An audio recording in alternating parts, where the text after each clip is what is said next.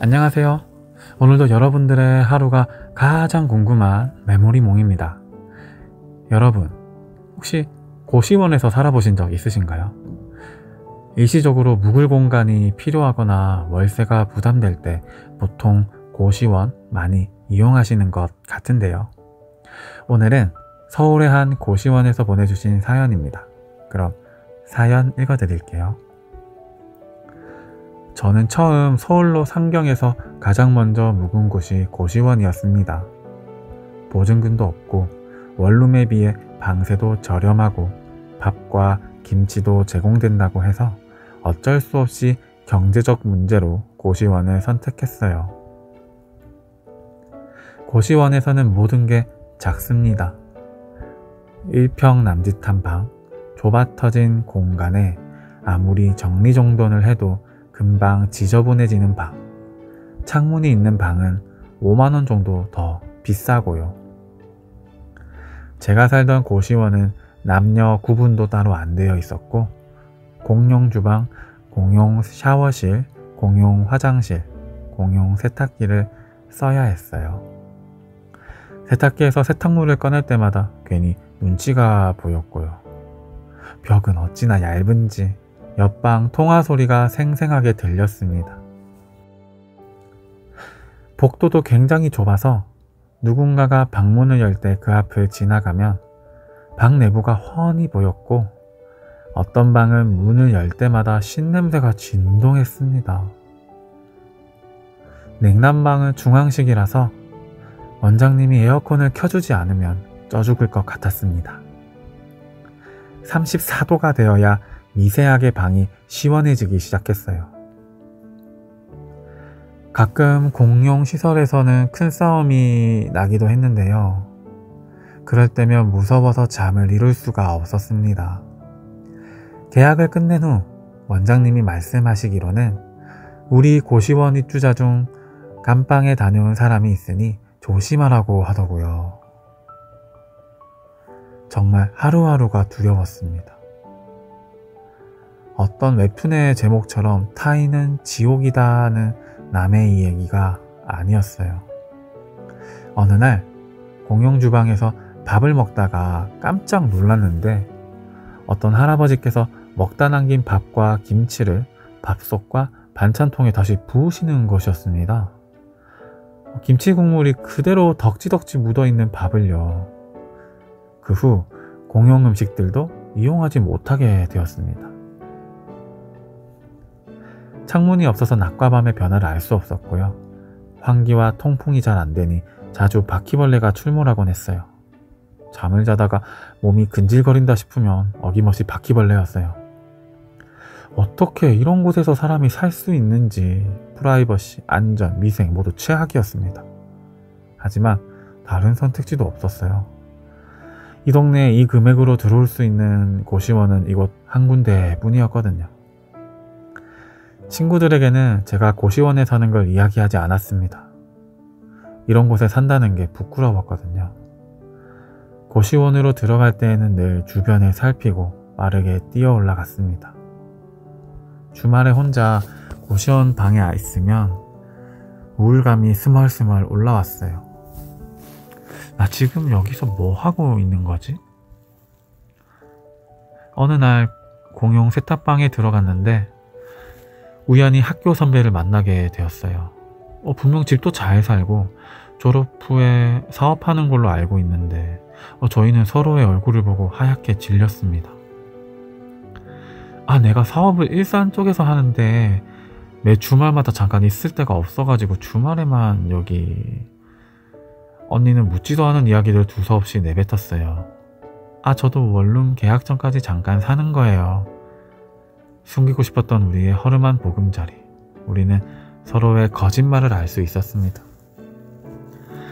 첫 직장을 구했을 때 저는 취업이 된 기쁨보다는 고시원을 탈출할 수 있다는 생각에 기뻤습니다. 저만의 안락한 공간을 가질 수 있다는 것에 참 안심되고 감사함을 느꼈던 것 같아요. 하지만 지금 생각해보면요.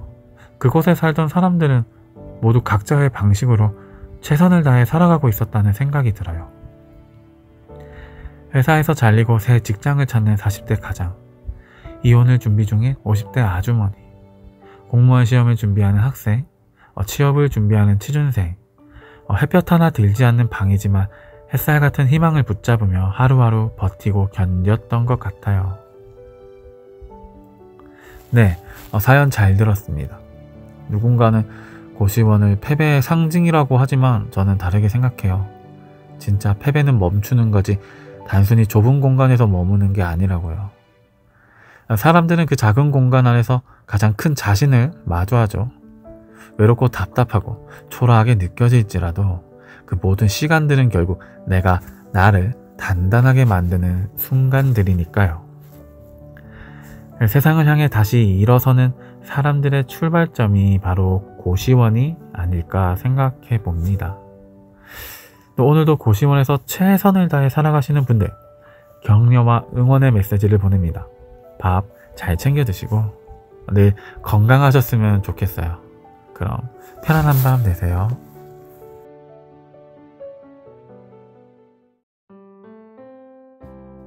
안녕하세요. 메모리몽입니다. 여러분, 혹시 이번 추석 때 가족들과 만두 빚으셨나요? 오늘은 삼국지 속 천재 전략가 제갈량과 만두에 얽힌 흥미로운 이야기를 들려드릴게요. 우리가 흔히 먹는 만두, 사실 이 음식이 제갈량과 깊은 관련이 있다는 걸 알고 계셨나요? 이야기의 무대는 제갈량이 남만 정벌을 마치고 북쪽으로 돌아가던 길입니다.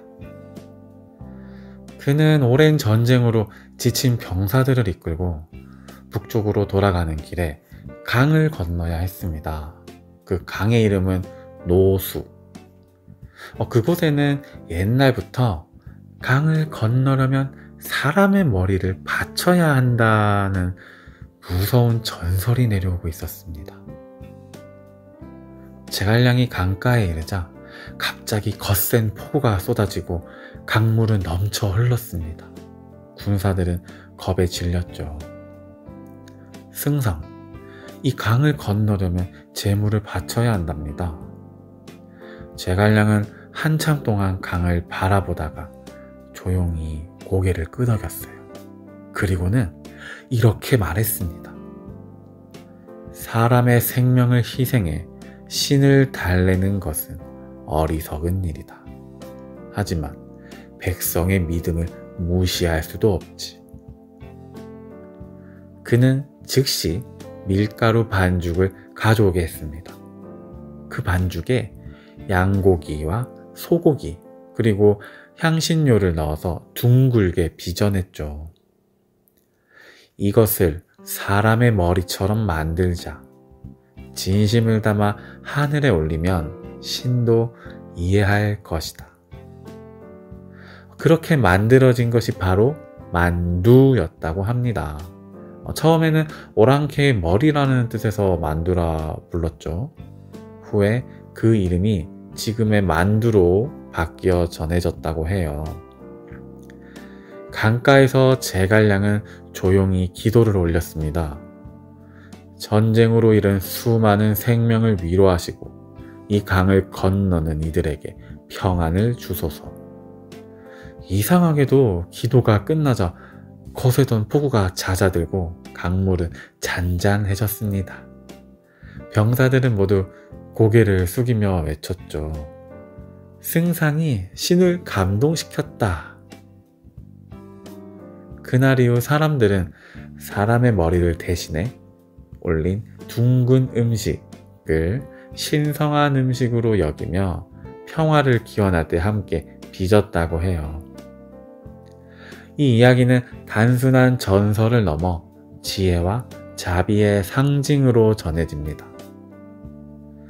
제갈량은 단 한 번도 사람을 제물로 바치지 않았습니다. 그는 언제나 사람의 마음을 읽고 두려움을 지혜로 바꾸는 방법을 찾았죠. 오늘날 우리가 먹는 만두의 그 따뜻한 속재료 안에는 어쩌면 그런 마음이 담겨 있는지도 모르겠습니다. 두려움 대신 지혜로, 폭력 대신 자비로 세상을 다스리려 했던 제갈량의 마음 말이에요. 따뜻한 만두 한 입 속에는 천년을 넘어 전해 내려온 한 사람의 지혜가 있습니다. 지금까지 삼국지 속 만두 이야기였습니다. 오늘 준비한 이야기 어떠셨나요? 항상 여러분의 마음을 따뜻하게 데워드리고 싶은 메모리 몽이었습니다. 오늘도 편안한 밤 되세요.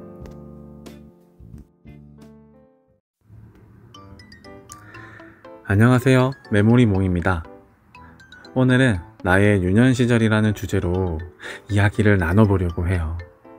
여러분들의 유년 시절은 어떠셨나요? 저의 유년 시절은 매일 하는 고민이라고는 학교할 때 문방구에서 무슨 간식을 사 먹을지, 미니카를 사고 싶은데 용돈을 어떻게 모을지, 포켓몬 빵을 사서 어떤 띠부띠부실이 나올지, 내일은 친구들이랑 뭐하고 놀지, 이 정도였던 것 같아요. 돌이켜보면 정말 하찮고 귀여운 고민들을 매일매일 나름 심각하게 참 많이도 했던 것 같아요. 오늘은 나의 유년 시절이라는 주제로 추억여행 한번 해보려고 해요. 그럼 첫 번째 사연 읽어드릴게요. 저는 8년차 직장인입니다. 저는 회사에서 너 참 타자 빠르다는 소리를 꽤나 자주 듣는데요. 타자에 대한 이야기를 들을 때마다 컴퓨터 병아리였던 어린 시절이 생각나요. 제가 초등학교 2학년이었을 때 저희 집엔 컴퓨터가 없었어요. 부모님께서는 집에 컴퓨터는 없어도 컴퓨터는 공부해야 한다며 토요일 오후마다 진행하는 특기적성 교육 신청서에 컴퓨터 수업을 적어서 내게 했어요. 그렇게 첫 수업에 들어갔습니다. 31번. 저는 제 번호가 적힌 자리에 앉아 제 인생 첫 컴퓨터를 마주했는데요. 컴퓨터에 대한 저의 첫인상은 와, 거대하다 였습니다. 요즘은 모니터가 아주 얇은 데스크탑을 쓰거나 노트북을 많이 쓰시잖아요. 그때는 네모난 모니터가 뒤로 툭 튀어나와서 무슨 정육각형 박스 마냥, 수박 크기 마냥 했었거든요. 제 나이가 예측되시나요? 키보드도 저에게는 신기한 물건이었습니다. 자음과 모음이 빼곡히 박힌 옥수수 같은 키보드를 보며 약간의 충격과 호기심을 느꼈던 것 같아요. 왜 키보드 순서는 기역, 니은, 디귿, 리을이 아니라 미음, 니은, 이응, 리을로 시작할까? 영어로 적힌 ESC는 뭘까? 길쭉하게 막대같이 생긴 건 뭘까? F1, F2, F3, F4는 뭐며? 숫자 1, 2, 3, 4는 또 뭘까? 아이들은 도대체 어디서 배운 건지 수업도 시작하기 전에 타자 연습 게임을 하고 있었는데요. 위에서부터 쪼로록 내려오는 단어들을 빈칸에 빠르게 입력하면 벽돌이 마구마구 깨지는 게임이었어요. 저는 마우스 쓰는 법도 몰랐기 때문에 도무지 뭘 해야 할지 몰랐고 멍하니 까만 화면만 바라보며 선생님이 나눠주신 단팥빵과 우유만 우걱우걱 먹고 있었습니다. 선생님이 들어오셨고 수업이 시작되었어요. 선생님은 우리에게 타자 연습을 시키셨습니다. 별 해는 밤, 계절이 지나가는 하늘에는 가을로 가득 차 있습니다. 나는 아무 걱정도 없이 가을 속의 별들을 다 뵐 듯합니다. 저는 독수리타법으로 키보드를 하나하나 보며 자음과 모음을 찾아 천천히 눌렀습니다. 그렇게 한 달이 지났습니다.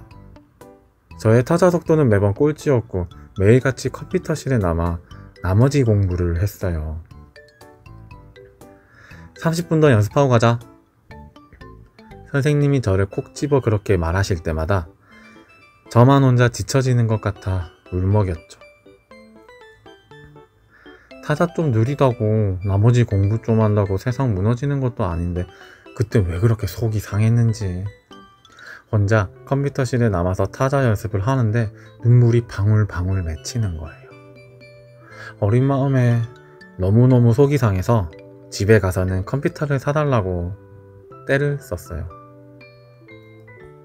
보다 못한 어머니가 컴퓨터를 사주셨고 그때부터 저는 집에서 열심히 타자 연습을 해서 먼 훗날 타자왕 김대리가 되었답니다. 네, 사연 잘 들었습니다. 어릴 때는 참 작은 것에 상처도 많이 받고 울기도 많이 울었던 것 같아요. 사연자님 말씀대로 타자 좀 느리고 나머지 공부한다고 해서 내 인생이 무너지는 것도 아닌데 그때는 왜 모든 게 큰일처럼 느껴졌을까요? 근데 참 어른이 되어보니까 아직 아이 같던 마음이 종종 보일 때가 있어요. 먼 훗날 돌이켜보면 대수롭지 않을 수 있는 일들도 여전히 걱정하고 고민하고 아파하는 거 보면요. 10년 후, 20년 후 되돌아보면 그때는 지금 일어난 일들이 대수롭지 않아질 수도 있는데 말이에요. 어쨌든 타자왕 김대리가 되신 사연자님 축하드리고요. 귀여운 사연 보내주셔서 감사합니다. 그럼 다음 사연 읽어드릴게요. 초등학교 1학년 때 김대영이라고 제 짝꿍이 있었어요. 오픈 이야기지만 대영이는 저를 너무 좋아했습니다. 대영이는 제 뒷공무니만 졸졸 따라다녀서 저는 아이들의 놀림감이 되곤 했었어요. 대영이는 땡땡이를 좋아한대요, 좋아한대요. 저는 그런 태영이가 너무 싫었어요. 운동회 하는 날 저희 학년에서는 꼭두각시 공연을 준비했었는데요. 저는 꼭두각시 춤을 짝꿍과 해야 된다는 이야기를 듣고 그 자리에서 엉엉 울어버렸어요. 대영이랑 정말 하고 싶지 않았거든요. 선생님과 친구들은 우는 저를 달래기 바빴습니다. 하지만 대영이는 제 마음을 아는지 모르는지 싱글벙글한 표정으로 열심히 춤을 추었습니다. 꼭두각시 율동 중에 여자가 울고 남자가 달래는 부분이 있는데 이건 율동이 아니라 리얼이었어요. 운동회가 끝나고 몇 주 후 대영이는 갑작스럽게 전학을 가게 되었어요.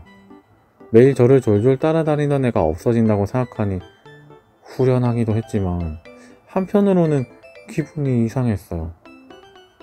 대영이는 그렇게 전학을 갔고 저는 그렇게 5학년이 되었습니다. 그런데 이게 무슨 우연일까요? 1학년 때 전학을 갔던 대영이가 5학년 때 저희 반으로 다시 전학을 오게 된 거예요. 장난꾸러기였던 대영이는 키도 쑥쑥 자라 분위기가 완전 딴판이었고요.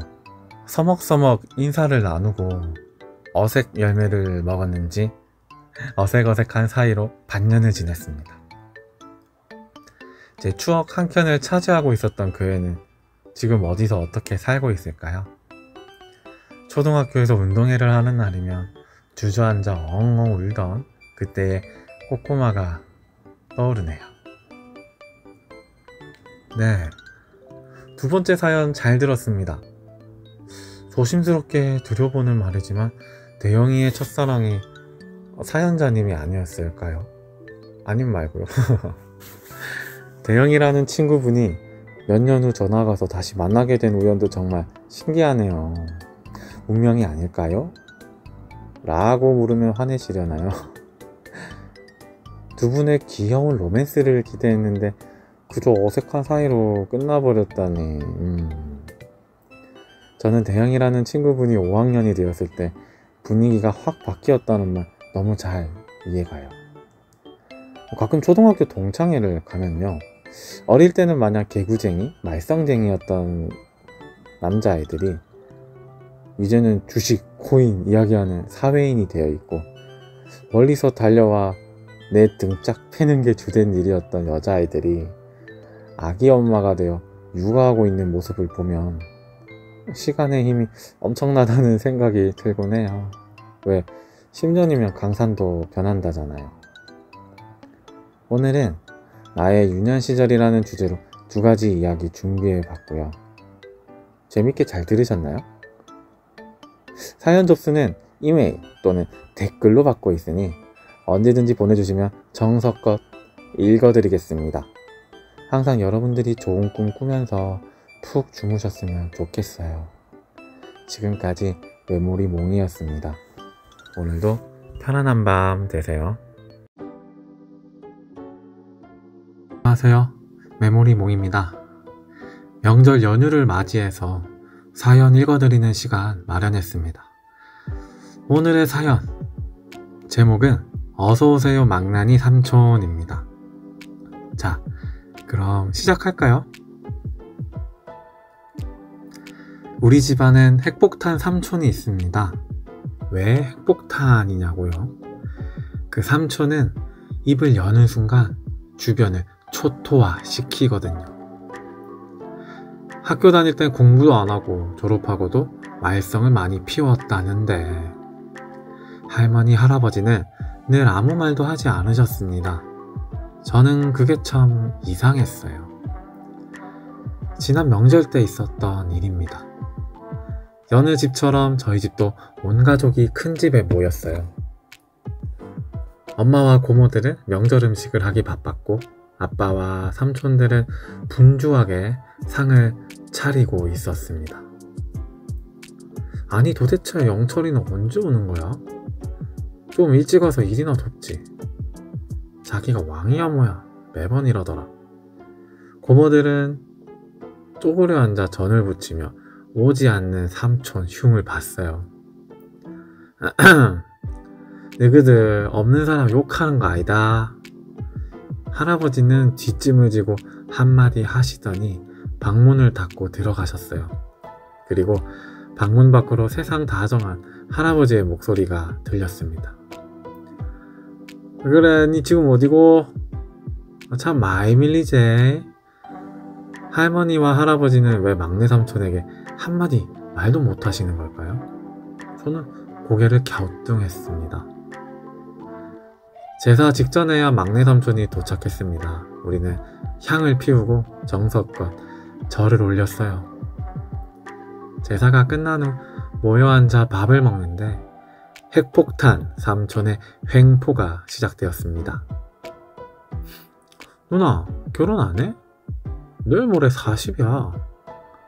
자리를 고쳐 앉는 고모의 안색이 급격히 어두워졌습니다. 조용히 밥이나 먹어. 너는 동생한테 왜 그러냐. 할머니는 오히려 고모를 나무랐어요. 큰형수, 제인이는 요즘 공부 열심히 해요? 핵폭탄 삼촌은 애호박전을 우걱우걱 먹으며 큰엄마에게 말했습니다. 네, 이번에 외고 들어갔잖아요. 큰엄마는 뿌듯한 표정으로 웃으며 대답했습니다. 근데 사실 공부 필요 없더라고요. 제인아, 대충 해. 너무 열심히 하지 마. 제가 생각했던 대답이 아닌데요. 제인이는 당황해서 머리를 긁적였습니다. 불싸. 삼촌과 눈이 딱 마주쳤습니다. 네, 이제 제 차례입니다. 민영이, 취준한 지 얼마나 됐나? 한 2년 됐나? 이 삼촌 역시나 깜빡이도 안 넣고 훅 들어옵니다. 열심히 대기업 준비하고 있는데 어렵네요. 해보다가 안 되면 그냥 간다. 세상에 먹고 살 게 많아. 아니, 열심히 준비하고 있는데 왜 관두라 말아일까요? 속에서 화가 부글부글 끓었지만 꾹 참았습니다. 에이, 도련님, 오랜만에 만났는데 좋은 얘기만 해요. 화제를 돌려주는 나의 구세주 작은엄마. 작은 형수, 올해 초에 결혼하실 때보다 좀 옆으로 부르셨던데 30 넘으면 슬슬 관리해야 돼요. 아시죠? 특정 나이가 지나면 이게 근육이 안 붙거든. 이 동네에 제 후배가 헬스장 하는데 제가 알아서 할게요. 작은 엄마는 화를 꾹 참으며 애써 웃음 지었어요. 아니 이거 제가 너무 안타까워가지고 그게 알아서 한다니까요. 오, 역시나 기센 작은 엄마입니다. 저희는 냉랭한 분위기 속에서 밥을 먹었습니다. 친척들의 표정은 모두 어두웠습니다. 밥이 입으로 들어가는지 코로 들어가는지 저는 정말 그 분위기에 체할 것 같았습니다. 근데 할머니 할아버지는 삼촌의 망나니 같은 행동에 왜 아무 말도 안 하시는 걸까요? 저는 어른들의 눈치만 살피며 어서 이 식사 시간이 끝나기를 기도했습니다. 식사가 끝나고 핵폭탄 삼촌은 일 때문에 급하게 올라가 봐야 한다며 자리에서 먼저 일어났습니다. 그리고는 할머니 할아버지 방으로 들어가 잠깐 대화를 나누는 듯 했어요. 그 후 방에서 나오더니 부모에게 두툼한 흰 봉투를 툭 건네는 거 아니겠습니까? 누나, 선자리에서 입으로 막 좀 좋은 것 좀 사입어라. 먼저 간다. 봉투를 슬쩍 열어본 고모의 입꼬리가 아니 천천히 올라가는 게 아니겠습니까? 큰형수, 제인이 가입이 못해. 큰엄마에게도 두툼한 흰 봉투를 툭 건네는 핵폭탄 삼촌. 삼촌은 작은 엄마에게도 봉투를 건넸습니다. 작은 형수, 여기 앞에 JS 헬스장 등록해요. 예, 운전 조심히 올라가세요. 식사할 때만 해도 폭발 직전이었던 작은 엄마는 봉투를 들고 화장실로 사라졌습니다. 가족들은 떠나는 삼촌에게 바리바리 명절 선물을 쥐어줬습니다. 민영아, 삼촌 진 좀 같이 들어줄래? 저는 명절 선물을 끙끙대며 들고 삼촌을 따라 나갔습니다. 삼촌은 반질반질한 외제차에 명절 선물들을 가득 싣고 저에게 흰 봉투를 내밀었습니다. 이거 보태 쓰고 취준하다가 지치면 야 그냥 삼촌 회사 들어와라. 창밖으로 손을 까딱하며 인사하고는 쿨하게 떠나는 삼촌. 저는 봉투를 열어 돈을 세모았는데 아니 이게 웬일일까요? 5만원짜리가 20장이나 무려 100만원이었습니다. 엄마! 삼촌이! 저는 깜짝 놀라 집으로 뛰어 올라갔어요. 어른들은 상을 정리하고 있었어요. 자아는 매번 명절마다 내려와서 안 줘도 되는데 참. 영철이가 망난이라서 그러지 애는 착해. 그렇고 말고. 할아버지 할머니에 모두가 고개를 끄덕이고 있었습니다. 저는 이로써 가족들이 왜 망나니 삼촌의 폭주를 묵묵히 참고만 있었는지 깨닫게 되었어요. 역시 뭐니뭐니 해도 금융치료가 제일인 걸까요?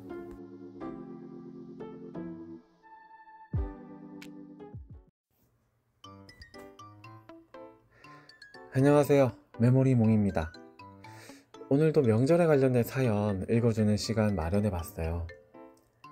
오늘의 명절 이야기 2탄 제목은 날 망치로 온 나의 구원자, 내 동생의 참교육입니다.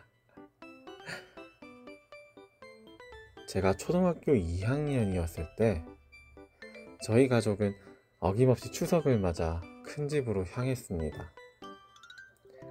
큰 집으로 향하는 저희 집 분위기는 정말 말이 아니었어요.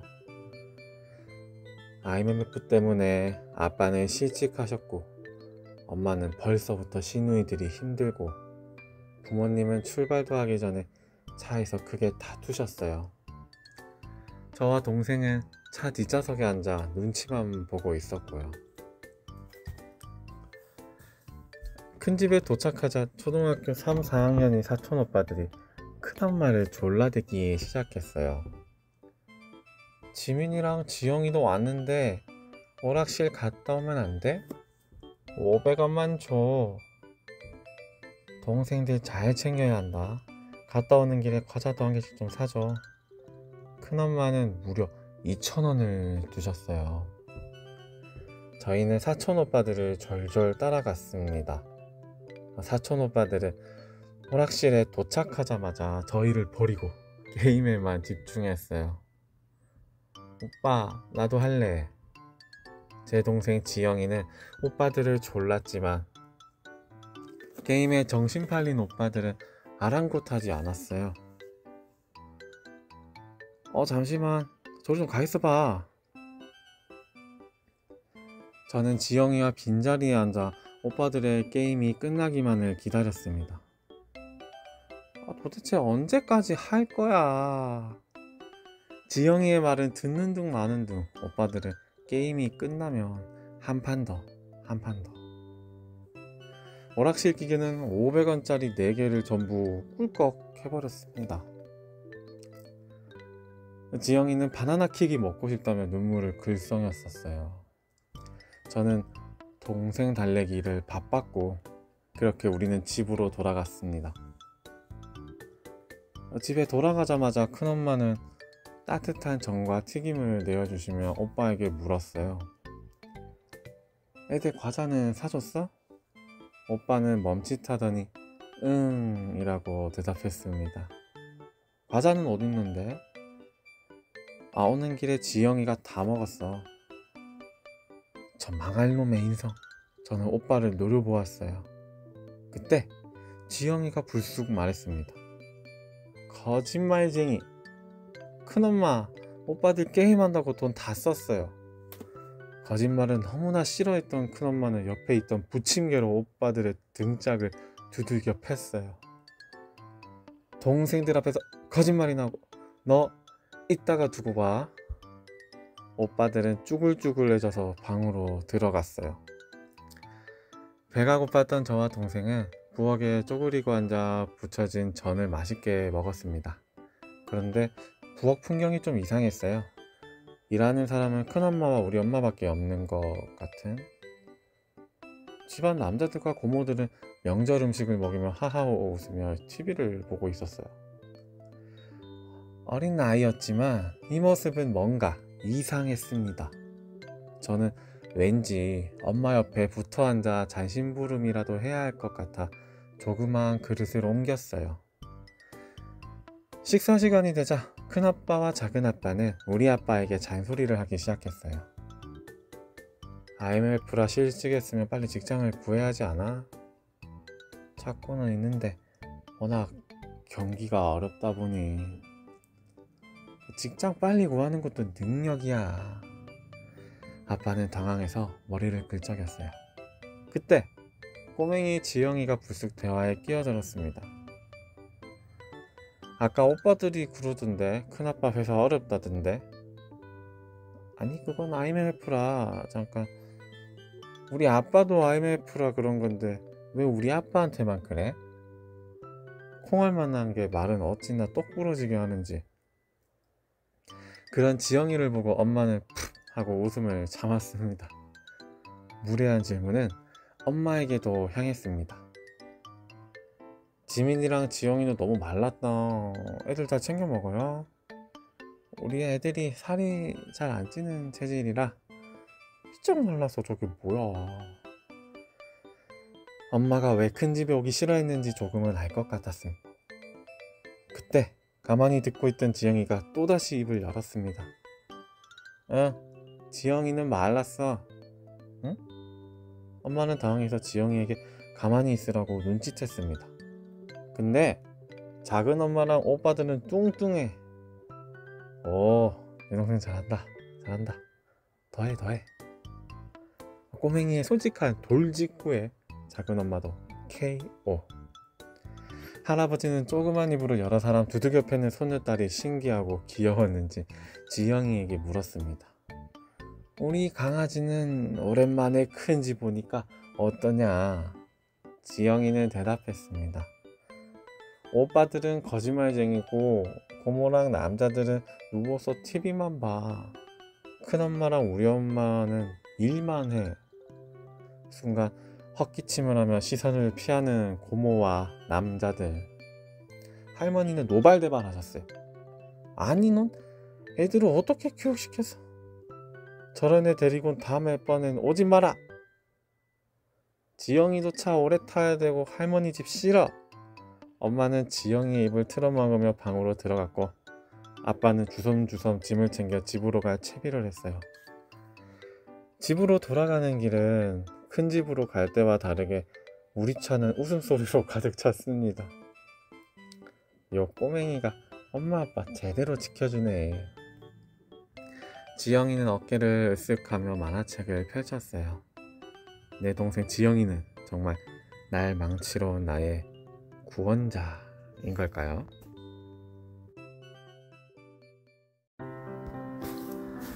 여러분, 나태주 시인 좋아하시나요? 나태주 시인은 풀꽃이라는 시로 우리에게 잘 알려져 있는 시인데요. 자세히 보아야 예쁘다. 오래 보아야 사랑스럽다. 너도 그렇다. 짧지만 강렬한 울림을 주는 시 기억하시죠? 오늘은 풀꽃보다는 조금 덜 알려졌지만 따뜻한 감동을 주는 다시 중학생에게 라는 시를 들려드릴게요. 그럼 시작하겠습니다. 다시 중학생에게. 나태주. 사람이 길을 가다 보면 버스를 놓칠 때가 있단다. 잘못한 일도 없이 버스를 놓치듯 힘든 일 당할 때가 있단다. 그럴 때마다 아이야, 잊지 말아라. 다음에도 버스는 오고 그 다음에 오는 버스가 때로는 더 좋을 수도 있다는 것을. 어떠한 경우라도 아이야, 너 자신을 사랑하고 이 세상에서 가장 귀한 것이 너 자신임을 잊지 말아라. 짧지만 따뜻한 위로와 격려가 담긴 시죠. 우리의 삶에서 실패나 좌절은 마치 버스를 놓치는 것처럼 누구에게나 일어날 수 있는 자연스러운 일입니다. 중요한 건 한번 실패했다고 해서 너무 자책하면 안 된다는 거. 이 시에서 말해주듯 다음 기회는 반드시 오고 때로는 다음 기회가 더 좋은 선택지가 될 수도 있어요. 어떤 상황에서도 포기하지 않고 용기를 잃지 않는 게 가장 중요해요. 오늘 실패나 좌절을 맛보신 분들이 계시다면 오히려 좋아의 마인드로 씩씩하게 일어나 다음 기회를 노려봐요. 그 다음에 오는 버스가 때로는 더 좋을 수도 있으니까요. 다음번에도 좋은 시 한 편으로 돌아오겠습니다. 그럼 편안한 밤 되세요.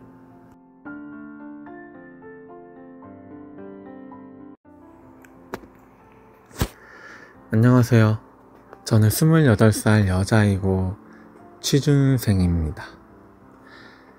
저는 인서울대학 문과를 졸업했고요.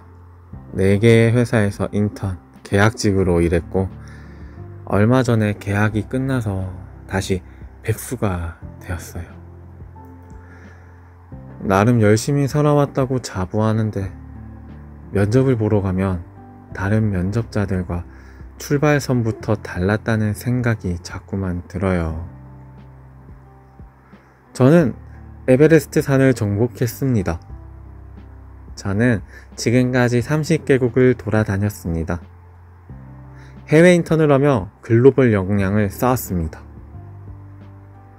저보다 특출나고 뛰어난 경험을 가진 지원자를 만날 때마다 네, 맞아요. 자꾸 움츠려 들어요. 저는 집이 가난하고 부모님도 아프셔서 대학 시절 항상 돈이 없었고 방세를 조금이라도 아끼려고 고시원에 살았어요.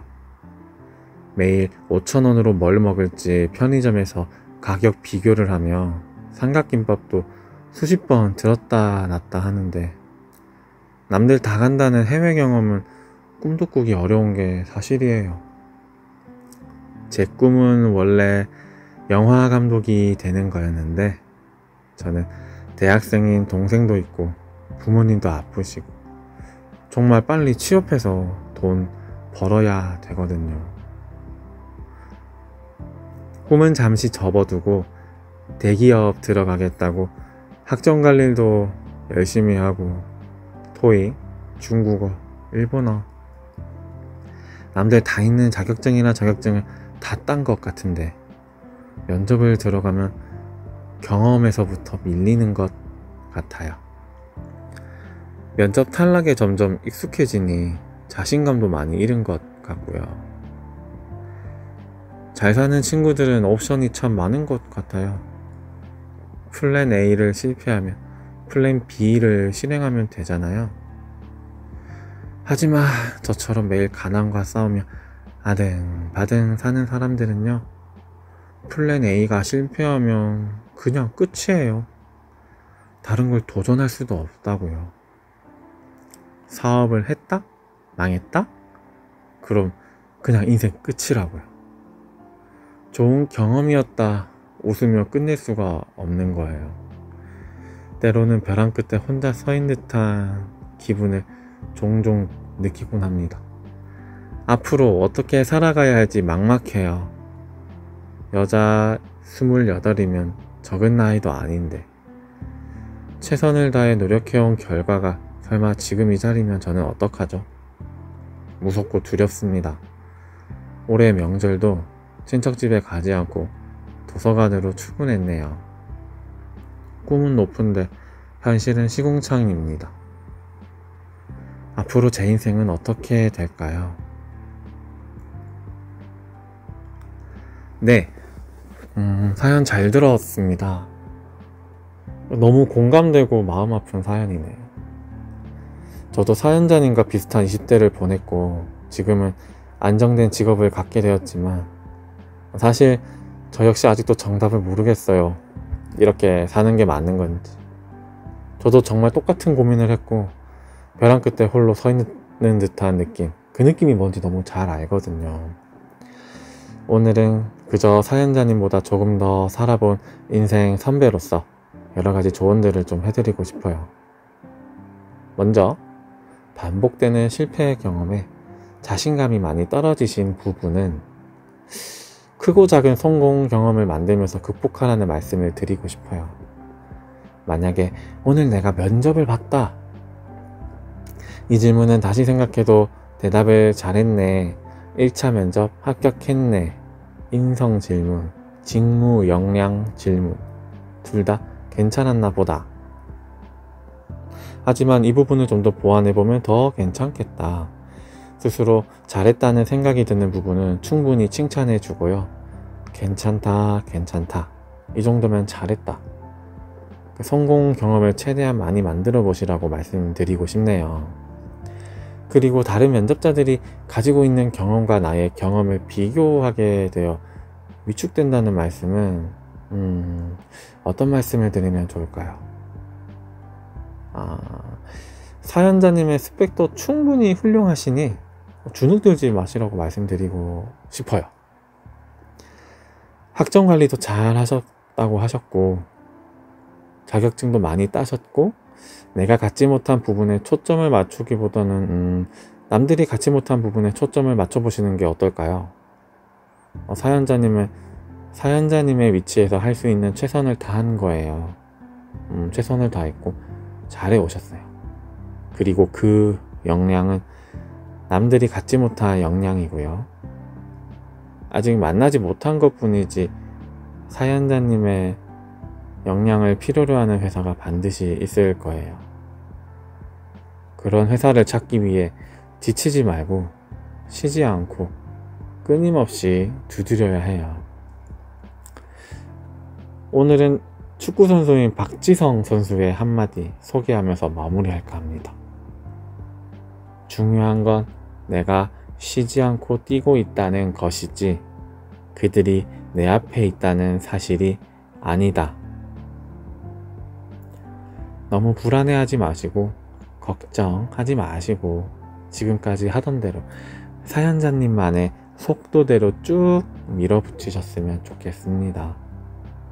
저도 늘 같은 자리에서 기도할게요. 그럼 편안한 밤 되세요. 안녕하세요. 메모리몽입니다. 요즘 직장 내 괴롭힘과 관련해서 문제가 참 많죠. 오늘 사연이 바로 직장 내 괴롭힘과 관련된 이야기인 것 같은데요. 제목은 일을 안 주는 회사입니다. 그럼 사연 읽어드릴게요. 안녕하세요. 오늘은 저의 아픈 이야기를 조심스레 꺼내보려고 합니다. 저는 1년 반 동안 대기업 준비를 하다가 모아둔 돈도 다 떨어지고 해서 부랴부랴 중소기업에 입사했었는데요.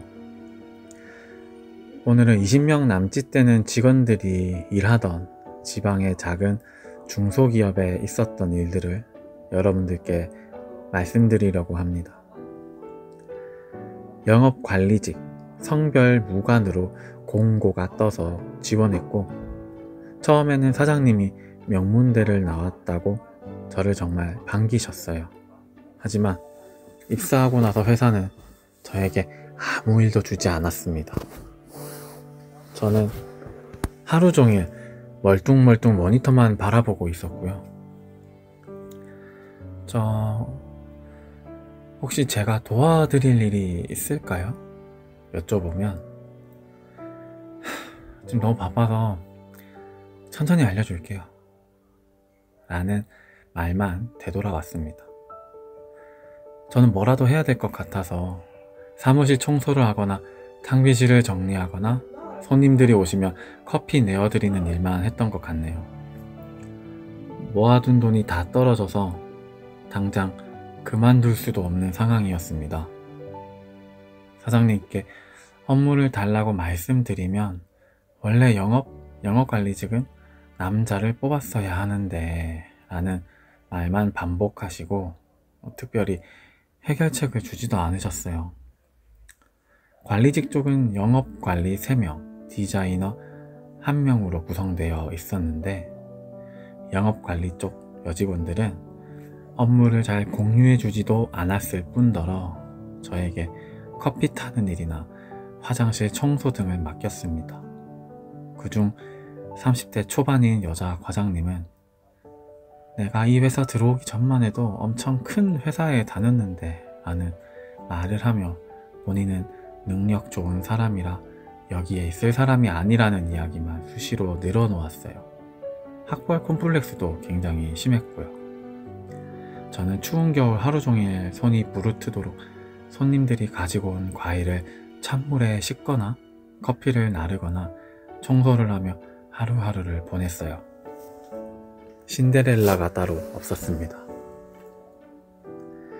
가끔 회식 자리에 가면 잔뜩 취한 사장님께서 원래 남자를 뽑았어야 하는 자리인데 여자를 뽑아서 무슨 일을 시켜야 할지 모르겠다느니 우리 회사는 매년 새로 계약을 하는 시스템인데 계약 연장에 대해 고민을 해봐야 할 것 같다느니 제가 불안해할 만한 이야기를 늘어놓으셨죠. 집 계약이나 이사 문제도 걸려 있어서 쉽사리 그만둘 상황도 아니라 불안감은 더했습니다. 저는 하루하루 스트레스를 받아 숨이 막혔습니다. 자존심에도 많은 상처를 입었고 내 인생이 앞으로 어떻게 흘러갈지 불안하기 그지없었습니다. 사장은 나이 많은 영업사원분들을 쉽게 해고했는데 아버지뻘 되는 분들이 울먹이며 나가시는 모습을 볼 때마다 마음이 찢어지는 것 같았어요. 저는 매일매일이 불안했습니다. 사장님이 가장 예뻐하시는 과장님의 여왕벌 놀이는 여전했고 일을 달라는 이야기나 그녀의 의견에 조금이라도 반대되는 이야기는 입도 뻥끗 할 수 없었습니다. 혹여나 그런 이야기를 하는 날엔 하루 종일 저와 말을 섞지 않으셨으니까요. 결국 저는 1년 후 재계약이 되지 않았고 백수가 되었습니다. 저는 비빌 언덕도 없고 최저임금에 맞먹는 월급으로 모은 적은 돈으로 다시 취업을 준비해야 합니다. 그 회사에서 얻은 건 마음의 상처와 바닥나버린 자존감, 불안감이네요. 이 회사에서 한 거라곤 커피 타고 청소하는 게 다였는데 이 경험이 다시 취준하는 데 도움이나 될런지 다친 마음을 어떻게 회복해야 할지 막막합니다. 저에게 힘을 주세요. 네, 사연 잘 들었습니다. 사연자님 이야기 들으니까 정말 회사가 너무한다 싶네요. 일을 안 주는 회사, 직장 내 괴롭힘 맞죠? 그래도 일을 스스로 찾아서 하려고 했던 사연자님 그동안 고생 많으셨고요. 충분히 잘하셨고 수고하셨습니다. 사연자님은 여러모로 자존감에 많은 상처를 입으셨을 것 같아요. 영업관리직으로 입사했는데 정작 일은 주지 않고 계약서와는 다른 업무들만 하셨잖아요. 하지만 사연자님이 하던 일들이 단순 업무였다고 해도 어깨너머로 배운 것들이 있을 거예요. 이 회사가 어떻게 돌아가는지 건너 보셨잖아요. 앞으로 취준할 때 그 경험들을 잘 정리해서 말씀하시면 전혀 무의미했던 시간은 아닐 거라고 조심스럽게 위로와 조언을 건네봅니다. 전화위복, 세옹지마라는 말 아시죠? 재앙이나 근심, 걱정이 오히려 복이 되는 상황. 저는 사연자님께서 겪으신 아픈 일들이 오히려 더 좋은 회사로 이직하기 위한 발판이 되었으면 좋겠어요. 오히려 이 일을 계기로 더 좋은 기회를 얻을 수도 있잖아요. 그러니 절망하지 마시고 다시 힘내서 취준 꼭 성공하셨으면 좋겠습니다. 오늘은 파울로 코엘료의 연금술사에 나오는 책 한 구절을 소개하면서 마치겠습니다. 모두 편안한 밤 되세요. 모든 일에는 이유가 있다. 지금 일어나는 일도 결국은 내가 원하는 곳으로 가기 위한 과정일 뿐이야.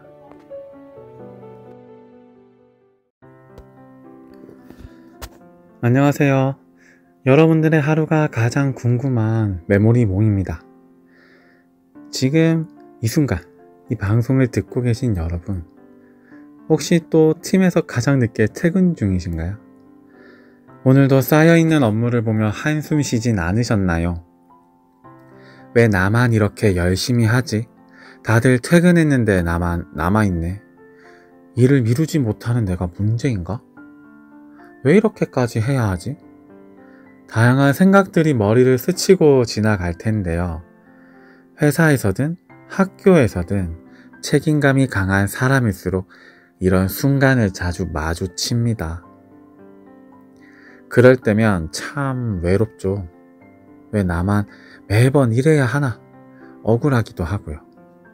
하지만 당신이 그렇게 열심히 노력하는 모습을 누군가는 분명 지켜보고 있을 겁니다. 아주 조용하게, 당신이 눈치채지 못할 만큼 묵묵히요. 당신의 노력을 당연시하는 사람들이 있는 반면 그걸 의미 있게 바라보고 있는 사람도 분명히 있어요. 그리고 언젠가 그 조용한 시선이 당신에게 꼭 필요한 기회와 위로로 돌아올 겁니다. 시간이 조금 걸릴 뿐이에요. 무너지지 않고 그 자리를 지켜낸 여러분의 하루는 절대 헛되지 않았습니다. 그리고 한 가지 드리고 싶은 말씀은요. 이 또한 지나갈 거예요. 이 또한 지나간다라는 말이 우리에게 위로가 되는 건 진짜 그렇게 지나갔던 날들이 있었기 때문이에요. 그리고 우리는 그 시간 속에서 무너져 있던 게 아니라 조용히 단단해지고 있었다는 걸 알게 됩니다. 혹시 지금 퇴근길이시라면 하늘을 한번 올려다 보세요. 그 고요함 속에 당신의 성실함이 반짝반짝 빛나고 있을 거예요.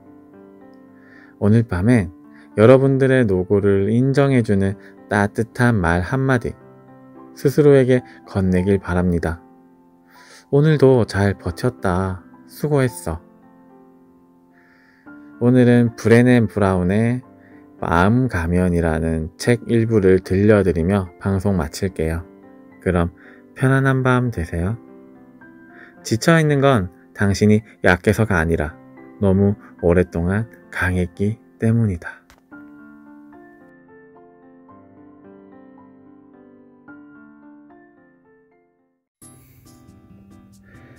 안녕하세요, 여러분. 오늘은 소울푸드 이야기를 해보려고 해요. 마음을 녹이는 음식, 그 한 입의 위로. 혹시 여러분에게도 그런 음식 있으신가요? 오늘 첫 사연은 부산에서 온 사연이에요. 저는 힘든 일이 있을 때마다 고등학생 때 학교 앞 분식집 떡볶이를 찾아요. 사장님은 이제 안 계시지만 그 떡볶이 맛은 아직도 제 마음에 남아있어요. 맵고 달달한 그 맛을 먹으면 그래, 다시 해보자 하는 용기가 나요. 이 사연을 읽는데 저도 어린 시절 학교 앞 분식집의 냄새, 소리, 온도가 스며드는 느낌이었어요. 책, 먹는다는 것의 위로에서 이런 구절이 있어요. 우리는 음식을 먹으며 사실은 기억을 먹는다. 그 말이 참 와닿죠. 소울푸드는 단순히 배를 채우는 음식이 아니라 그때의 나를 토닥이는 기억의 온도인 것 같아요. 저의 소울푸드요. 저는 훈련병 때도 그렇고 지금도 그렇고 치킨인 것 같아요.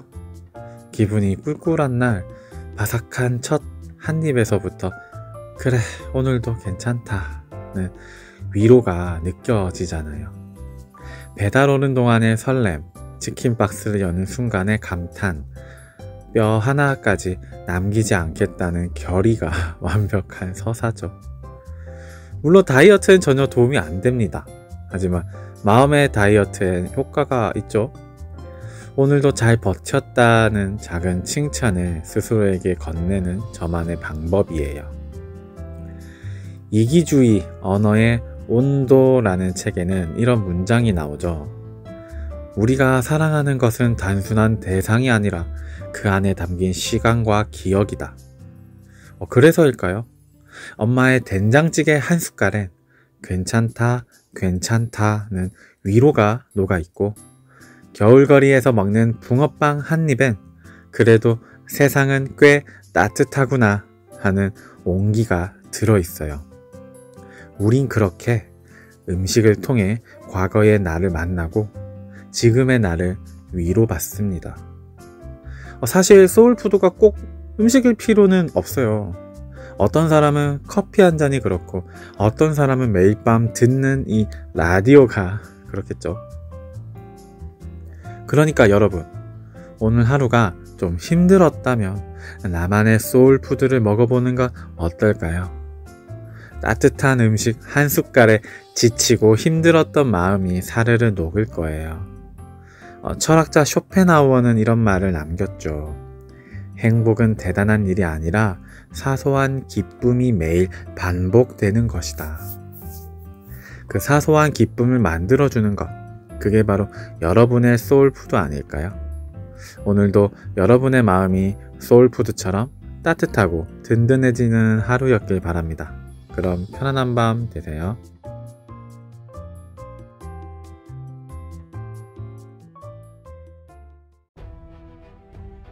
안녕하세요, 여러분.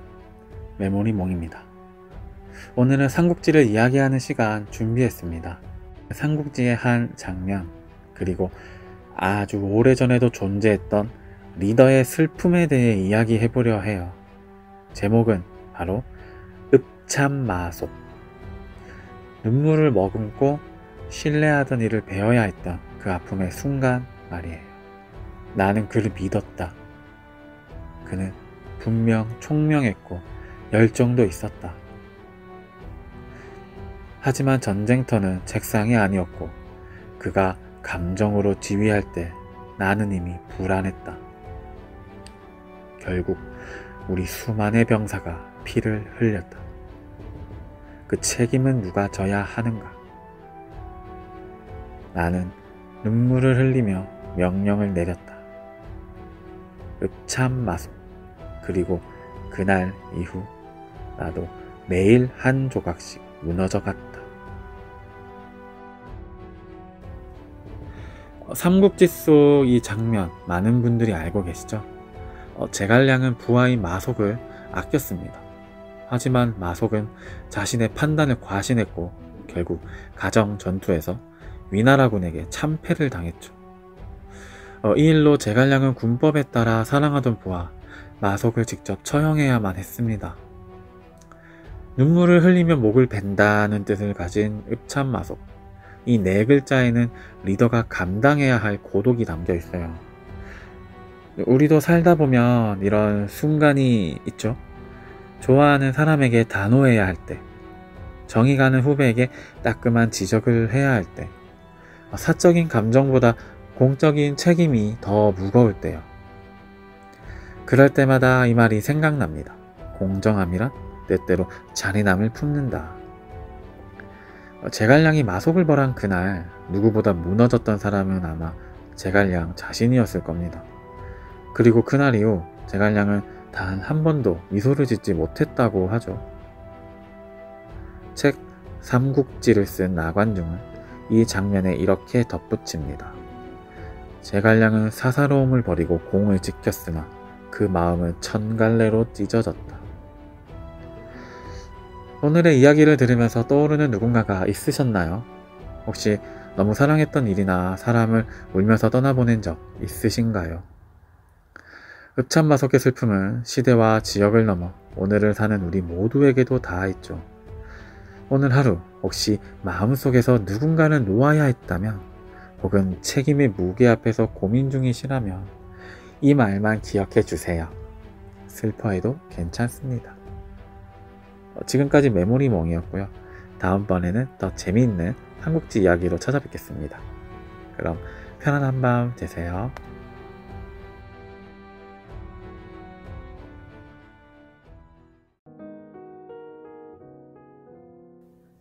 어느 날 몸이 마음에게 물었다. 난 아프면 의사가 치료해주는데 너는 누가 치료해주니? 그러자 마음이 말했다. 난 스스로 치유해야 돼. 사람들은 저마다 마음이 아플 때 유용한 치유법을 하나씩 갖고 있다. 술을 마시고 화를 내고 하소연을 하고, 그중 가장 최악의 것은 그 아픔을 외면해 버리는 것이다. 안녕하세요. 오늘도 여러분의 안부가 가장 궁금한 메모리몽입니다. 오늘 오프닝은 내 이름은 김삼순의 명대사로 시작해봤어요.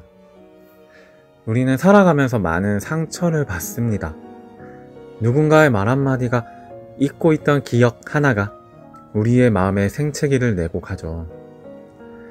그런데 우리는 바쁘다는 이유로, 떠올리기 싫다는 이유로 그 상처들을 자주 외면하곤 합니다. 이 정도쯤이야. 다들 그렇게 사는 거지. 지금은 바빠서 감정에 빠질 여유가 없어. 시간이 지나면 괜찮아질 거야. 하지만 김삼순의 대사처럼 스스로 치유해야 할 상처를 외면해버리면 그 상처는 누가 치유해줄까요?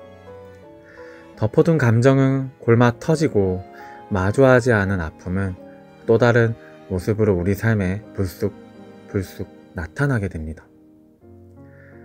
생각지도 못한 순간에 울컥 올라오거나 사소한 일로 눈물이 왈칵 터져버리거나, 그건 외면했던 상처들이 보내온 신호입니다.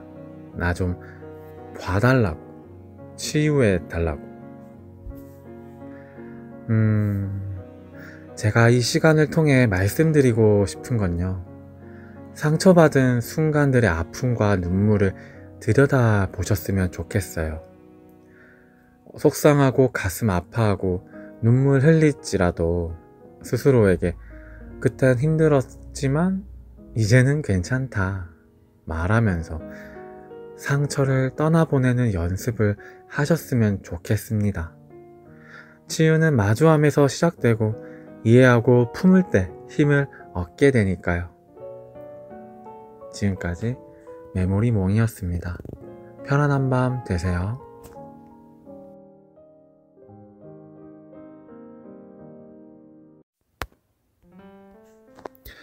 안녕하세요. 메모리몽입니다.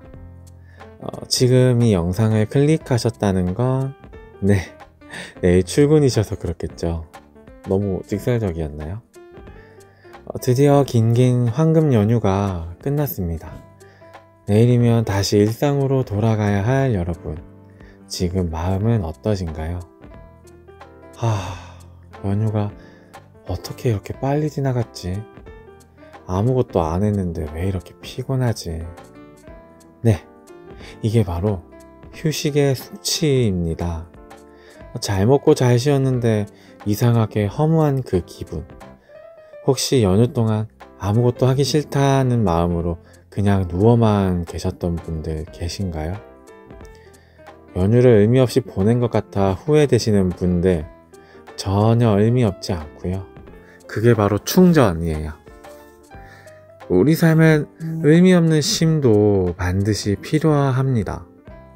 우리 뇌는 멍 때릴 때 가장 잘 회복한다고 하거든요. 완벽하지 않아도 괜찮아 라는 책에는 이런 구절이 나오죠. 때로는 아무것도 하지 않는 것이 나를 회복시키는 가장 큰 용기다.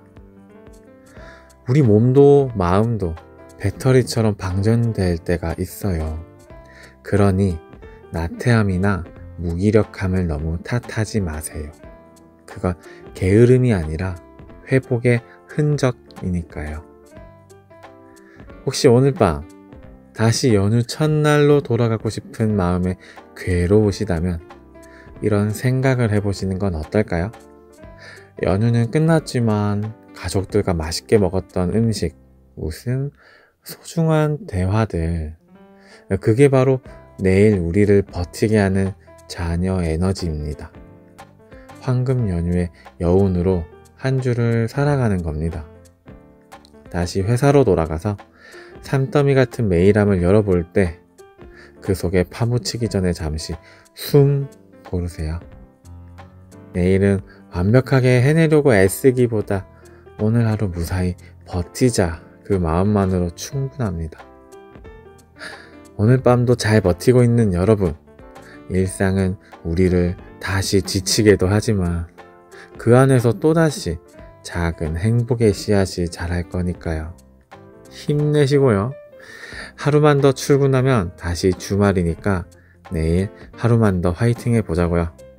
그럼 편안한 밤 되세요.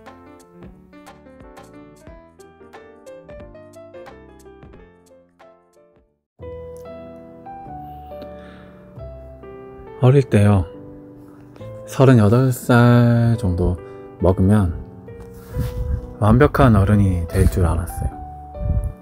모든 일에 정답을 알고 옳은 결정만 하는 그런 어른이요. 그런데 38살이 되고 뭘 깨달았는지 아세요? 결정이 옳았다 해도 결과가 옳지 않을 수 있다는 것.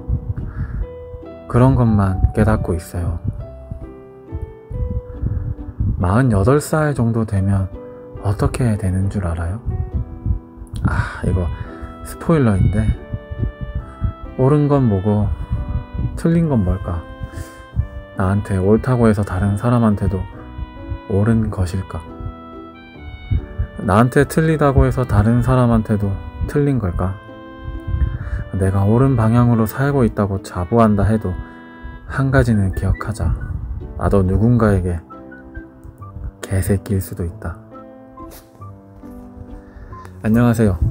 여러분들의 하루가 가장 궁금한 메모리몽입니다.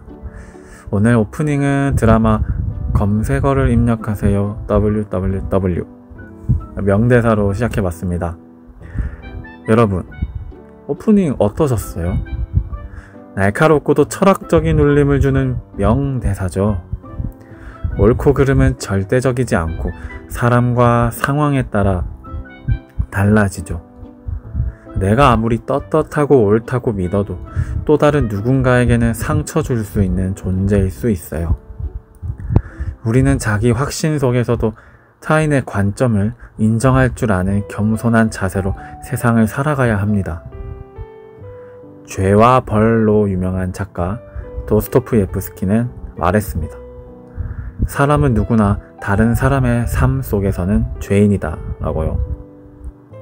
설령 선한 의도였다고 해도 내 행동이 누군가에게는 나쁜 것일 수도 있다는 뜻이죠. 옳고 그름은 언제든 달라질 수 있다는 진리를 받아들이고 좀 더 사려 깊고 좀 더 겸손한 자세로 세상을 바라보는 지혜를 가진 우리가 되었으면 좋겠습니다. 그럼 편안한 밤 되세요.